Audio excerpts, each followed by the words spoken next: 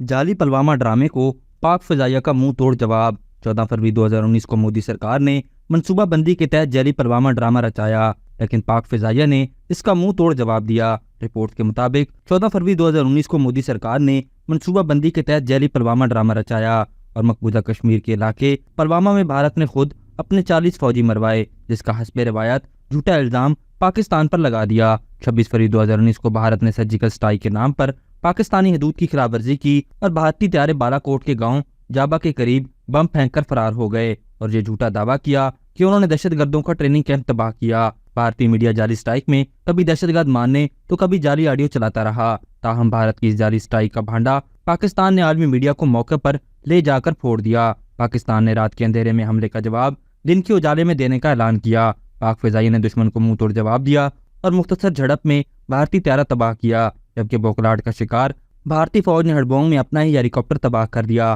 पाक फिजाइया के हाथों तबाह 2 भारतीय त्यारों में से एक का मलबा भारतीय हदूद में गिरा, जबकि दूसरा पाकिस्तान की हदूद में गिरा। पाकिस्तानी हदूद में तबाह MiG-21 त्यारे के पायलट अभिनंदन को जिंदा गिरफ्तार किया गया। इस वाक़े पर भारतीय सेक्रेटरी खारजा विजय गोखले ने प्रेस कॉन्फ्रेंस में हक़ाइक़ के मुनाफी दावा किया। ताहम अपने झूठे बयानिए और दावे पर भारत को आलमी सतह पर सिक्की उठाना पड़ी। भारतीय पायलट अभिनंदन को 2 रोज तक ज़ेर हिरासत रखने के बाद पाकिस्तान ने जज्बा खैर सगाली के तहत वापस भेज दिया। 27 फरवरी का दिन बावर कराता है कि मुमलिकत खुदादाद के दिफा के लिए पाक फौज हम वक्त तैयार है।